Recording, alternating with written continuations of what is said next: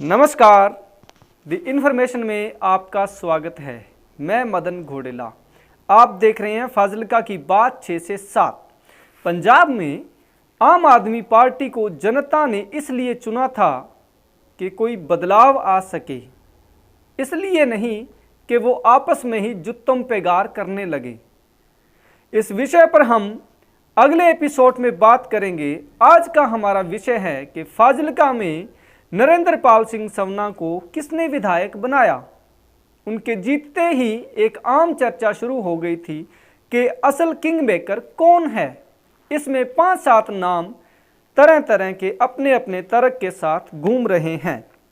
फाजिल्का में जब इस प्रश्न का उत्तर खोजने के लिए हम निकलें तो सबसे पहले हमारी नज़र जाती है विशालकाय उन बधाई संदेशों के पोस्टरों पर जो हर चौक चौराहे पर एक नहीं, दो नहीं, बल्कि 10-10 लगे हुए हैं।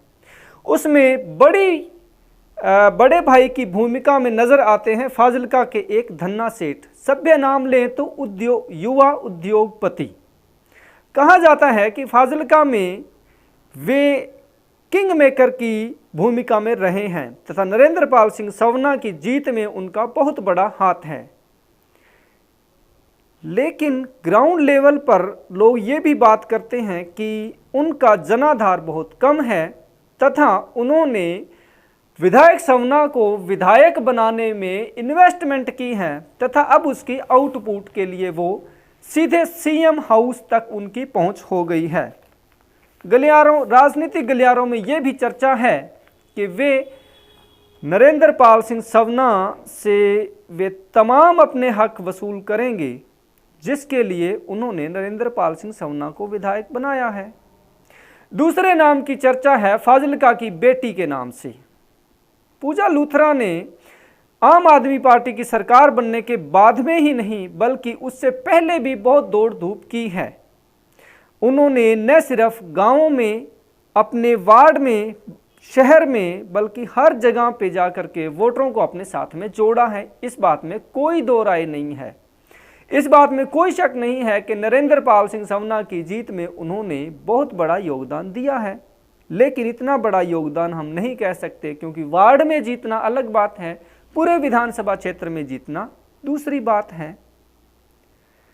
फिर वो कौन शख्स है जिसने नरेंद्र पाल सिंह सवना को जिताया है?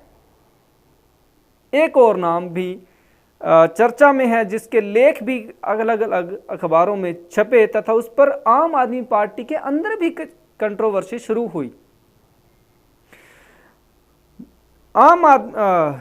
भारतीय जनता पार्टी से शामिल हुए वधवा जी का नाम भी बड़े जोर शोर से लिया जा रहा है कि उनकी भूमिका भी सवना को जितवाने में काफ़ी अहम रही है। लेकिन पूजा लूथरा वाला तर्क यहाँ भी लागू होता है कि अपने वार्ड में जीतना अलग बात है, पूरे विधानसभा क्षेत्र में किसी को जितवाना दूसरी बात है। फिर वो कौन सा फैक्टर था कि नरेंद्र पाल सिंह सवना को विधायक बना गया? एक और नाम पर चर्चा है। वधवा के नाम से ये भी कह सकते हैं कि वे आम कार्यकर्ता की भूमिका में थे तथा इस लिहाज से देखें तो फाजिल्का में आम आदमी पार्टी के हजारों कार्यकर्ता भी इस अभियान में जुटे हुए थे। सो किसी एक नाम पर मोहर नहीं लगाई जा सकती। कुछ राजनीतिक विश्लेषक ये भी कहते हैं कि आम आदमी पार्टी का पौधा लगाने वाले समरवीर सिंह सिद्धू की भूमिका को भी हम नगण्य नहीं कह सकते हैं। उन्होंने भी 5-7 सालों तक लगातार फाजिल्का में आम आदमी पार्टी के लिए काम किया तथा जिस बेस पर आज वर्तमान विधायक खेल रहे हैं या उनकी राजनीतिक बुनियाद टिकी हुई है, उस बुनियाद में कहीं ना कहीं समरवीर सिंह सिद्धू की मेहनत भी लगी हुई है और इस मेहनत के साथ उनका करोड़ों रुपया भी आम आदमी पार्टी के लिए अभियान खड़ा करने में लगा हुआ है। लेकिन अंत में आकर के टिकट ना मिलने के चलते समरवीर सिंह सिद्धू की सारी पॉजिटिव एनर्जी आम आदमी पार्टी को हराने में नेगेटिव रूप में बदल जाती है। इसलिए समरवीर सिंह सिद्धू पर यह मोहर नहीं लगाई जा सकती है कि उन्होंने आम आदमी पार्टी को खड़ा किया तथा इस जीत में उनका योगदान है। अब वे आम आदमी पार्टी को छोड़ करके कांग्रेस पार्टी के लिए काम कर रहे हैं। इलेक्शन में भी वे आम आदमी पार्टी को हराने में पूरा जोर लगा रहे थे। तो मसला हमारा ये है कि प्रश्न वही खड़ा है, फिर नरेंद्र पाल सिंह सवना की जीत में असल भागीदार किसकी थी?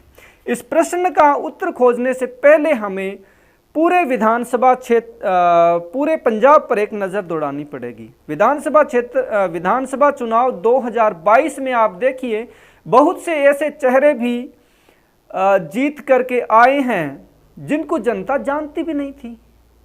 ऐसा भी हुआ है कि कई विधानसभा क्षेत्र में आम आदमी पार्टी के ऐसे उम्मीदवार भी जीते जो चुनाव कैंपेन के दौरान पूरे विधानसभा क्षेत्रों तक का दौरा तक नहीं कर पाए अथवा वे वोटरों से मिल तक नहीं पाए। कई विधानसभा क्षेत्रों से ऐसी भी खबरें आई थी जिसमें आम आदमी पार्टी के एजेंट तक नहीं थे, लेकिन उन बूथों पर भी आम आदमी पार्टी को अच्छी खासी वोट पड़ी है।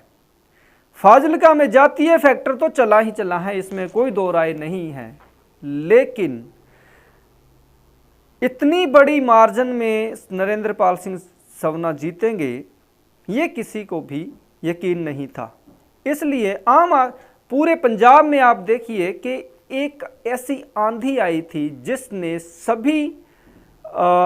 जिसमें लोगों ने ये नहीं देखा कि विधायक के लिए रेस में कौन है, उम्मीदवार कैसा है। उन्होंने सिर्फ और सिर्फ झाड़ू को देखा तथा एक बार बदलाव के लिए एक बार तो जरूर मौका देंगे आम आदमी पार्टी को, सिर्फ इसी पर वोट पड़े। इसलिए पंजाब के जीते हुए सभी विधायक फाजिलका के नरेंद्र पाल सिंह सवना सहित सभी इस मुगालते में न रहें कि वे खुद जीते हैं या फिर उनको पार्टी ने जितवाया है, बल्कि इस बार पंजाब की जनता ने वोट दिया है पुरानी पार्टी, रिवायती पार्टियों को तथा सालों से एक एक ही परिवार के राजनीतिक परिवारों को कह सकते हैं कि जिनसे तंग आ चुकी थी जनता, उनको हरवाने के लिए, उनको साइडलाइन करने के लिए ये वोट पड़ा था। जितना भी वोट पड़ा है आम आदमी पार्टी को, वो पड़ा है उन पुरानी रिवायती पार्टियों तथा पुराने राजनीतिक परिवारों के अविश्वास के खिलाफ। नहीं तो आप देखिए कि पंजाब में इतने बड़े बड़े चेहरे भी हार गए और इतने अदने से आम आदमी पार्टी के उम्मीदवारों के समक्ष हार गए हैं। ये उम्मीदवारों की काबिलियत कम तथा आम आदमी पार्टी के हक में तथा पुरानी रिवायती पार्टियों के विरोध में गुस्सा था। आप 2017 के विधानसभा चुनाव में देखिए, जब कांग्रेस पार्टी 70 सीटें ले जाती हैं, तब पंजाब में उन्होंने ये नहीं देखा कि कौन सा उम्मीदवार खड़ा हुआ है।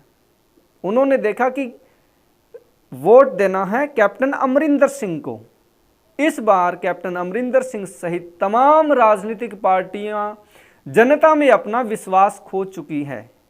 आम आदमी पार्टी को ये मौका मिला है उस विश्वास की पिच पर बैटिंग करने का, और ये मौका मिला है पंजाब की जनता के लिए कुछ करने का।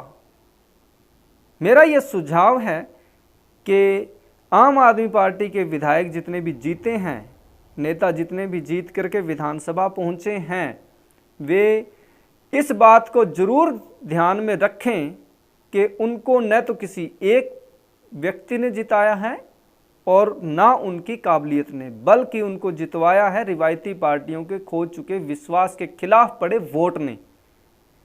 पंजाब के लिए कुछ करने का टाइम है, ट्रक यूनियनों पर कब्जा करने का टाइम नहीं है। पंजाब के मौजूदा इन हालातों पर हम कल फाजिलका की बात में चर्चा करेंगे। तब तक के लिए नमस्कार।